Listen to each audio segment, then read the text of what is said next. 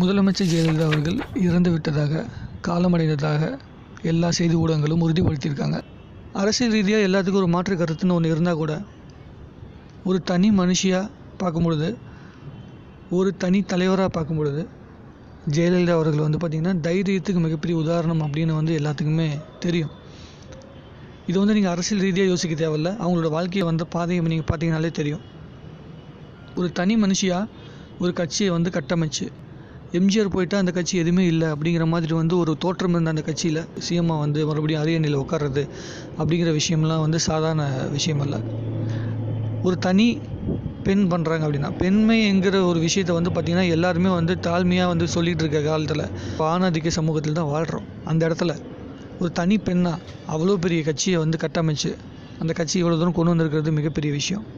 இதற்கப்புறம் அந்த கட்சியுடைய எதிர்காலம் எப்படி இருக்குது அப்படிங்கிற விஷயத்தெல்லாம் அவங்க ஏற்கனவே பிளான் பண்ணியிருந்திருப்பாங்க. அதெல்லாம் நமக்கு எதிர்காலத்தில் தான் தெரியும். கண்டிப்பாக அதிமுக தொண்டர்களுக்கும் அதிமுக சப்போர்ட்டர்களுக்கும் எல்லாத்துக்கும் பார்த்திங்கன்னா மிகப்பெரிய வருத்தமான விஷயந்தான். இந்த இழப்பு பார்த்திங்கன்னா ஏடிஎம்கேக்கு மிகப்பெரிய இழப்பு. தமிழகத்துக்கு பார்த்திங்கன்னா ஒரு தைரியமான ஒரு இரும்பு பெண்மணின்னு கூட சொல்லலாம். எல்லா மீடியாக்களும் அப்படி தான் சொல்கிறாங்க. இந்திரா காந்தி எப்படி இரும்பு பெண்மணின்னு சொல்லுவாங்களோ, அதே மாதிரி தமிழ்நாட்டில் இவங்க தான் இரும்பு பெண்மணின்னு தைரியமாக சொல்லலாம். நீங்கள் எந்த கட்சியாக வேணா இருக்கலாம், ஆனால் உங்களுடைய தைரியத்தை சொல்லுவீங்க. எந்த விஷயமா இருந்தாலும் போல்டாக எடுப்பாங்க, போல்டான டெசிஷன் எடுப்பாங்க. ஆட்சிக்கு வந்த முதல் நாளே பார்த்திங்கன்னா சட்ட ஒழுங்கை சரி பண்ணணும் அப்படின்னு சொல்லிட்டு லா அண்ட் ஆர்டரை எப்பயுமே அவங்க கையில் தான் வச்சுருப்பாங்க. சட்ட ஒழுங்கு எப்பயுமே தெளிவாக இருக்கும். அதே மாதிரி பெண்களுக்கு முக்கியத்துவம் கொடுக்குற பல திட்டங்களை கொண்டு வந்தாங்க. தொட்டில் குழந்தை திட்டம், பெண் குழந்தைகளை கொண்டு போயிட்டு பார்த்திங்கன்னா அந்த விடுதியில் போட்டுட்டு போயிடுவாங்க எல்லாருமே அப்படிங்கிறதுக்காக தொட்டில் குழந்தை திட்டம்னு ஒரு திட்டத்தை கொண்டு வந்தாங்க. தாய்மடி திட்டம், பொது இடத்துல பால் கொடுக்கறது கூட கஷ்டப்படக்கூடாதுங்கிறதுக்காக தாய்மடி திட்டம் கொண்டு வந்தாங்க. பெண் குழந்தைகளுக்காக பார்த்திங்கன்னா நிறைய திட்டங்கள், தாலிக்கு தங்கம் அப்படி இப்படின்னு பல விஷயங்களை பார்த்திங்கன்னா பெண்களுக்கான முக்கியத்துவம் கொடுத்த பல திட்டங்களை கொண்டு வந்தாங்க. ஒரு பெண் அந்த இடத்துல இருக்கிறதுனால தான் அதுக்கு உண்டான வழிகள் தெரியுது. தன்னோட வாழ்க்கையில் எந்தெந்த விஷயத்தை அவங்க இழந்து வந்திருக்காங்களோ அந்த எல்லா விஷயத்தையும் மற்றவங்களுக்கு கொடுக்கணுங்கிறதுக்காக பல விஷயங்கள் செஞ்சுருக்காங்க. ஆட்சியில் பல மாற்று கருத்துக்கள் எல்லாத்துக்குமே இருக்கும். ஏன்னா எந்த ஒரு ஆட்சியுமே தெளிவான ஆட்சியாக எப்பயுமே இருந்ததா இல்லை.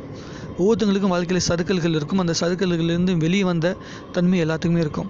அவங்க மூலமாக நடந்த பல சாதனைகளும் சரி, அவங்க மூலமாக நடந்த பல நன்மைகளும் சரி, அதை தான் யோசித்து பார்க்கணும்.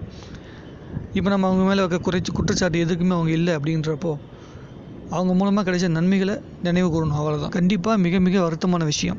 தமிழ்நாட்டுக்கு மிகப்பெரிய பேரிழப்பு. எனக்கு தெரிஞ்சு தமிழ்நாட்டில் இவ்வளவு போல்டான டெசிஷன் எடுக்கிற ஒரு சிஎம்மை மறுபடியும் எப்போ பார்ப்போம் அப்படிங்கிற விஷயம் எனக்கு தெரியல. கண்டிப்பாக மிகப்பெரிய பேரிழப்பு. அவங்களுக்காக மிகப்பெரிய ஆழ்ந்த இரங்கலை நான் சொல்லிக்கிறேன்.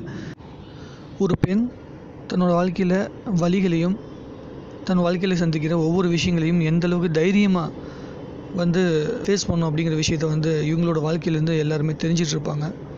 இவங்க வாழ்க்கையில் கடந்து வந்த பாதையை பார்த்தவங்க எல்லாத்துக்குமே அந்த விஷயங்கள்லாம் தெரியும். பல பேர் பார்த்திங்கன்னா எங்களுடைய தைரியமே போயிடுச்சு, அம்மா இல்லாமல் நாங்கள் எப்படி பண்ண போகிறோம் அப்படிங்கிற விஷயம்லாம் பல பேர் பேசுகிறாங்க. டிவியில் பார்க்குறப்போ நமக்கே கொஞ்சம் வருத்தமாக தான் இருக்குது. சில பேர் பார்த்திங்கன்னா பெண்கள் மத்தியில் அவங்களுக்கு இருக்க செல்வாக்கு சாதாரண விஷயம் அல்ல. நீங்கள் சும்மா ஜென்ரலாக பார்த்திங்கன்னா கட்சி ரீதியாகவோ இல்லை ஒரு அரசியல் ரீதியாகவோ பேசுகிறீங்க அப்படின்னா அப்படி கிடையாது. எல்லாருமே ஆதாயத்துக்காக மட்டுமே க்யூவில் நிற்க மாட்டாங்க. ஆதாயம் இல்லாமல் அவங்க மேலே அன்பு வைத்தவங்களும் இருக்க தான் செய்வாங்க. அவங்களுக்கு எப்படி ஆறுதல் சொல்கிறது அப்படிங்கிற விஷயம் தெரியல. ஆனால் எப்படி ஜெயலலிதா அவர்கள் தன்னோட வாழ்க்கையில் எவ்வளவு தான் சோதனைகள் வந்தாலும் அது எல்லாத்தையும் தாண்டி நின்று எந்தளவுக்கு சாதிக்கிற தைரியம் அவங்களுக்கு இருந்துச்சோ, அந்த தைரியத்தை உங்களோட வாழ்க்கையை உந்து சக்தியை எடுத்துக்கிட்டு நீங்கள் உங்கள் வாழ்க்கையிலேயே நீங்களே சிறந்து வரணும் அப்படிங்கிறது தான் ஒரே ஒரு ஆறுதலாக சொல்ல முடியுமே தவிர மற்றபடி வேறு எந்த ஆறுதலும் இப்போதைக்கு சொல்ல முடியாது. மறுபடியும் ஆழ்ந்த இரங்கலை தெரிவிச்சுக்கிறேன். நன்றி.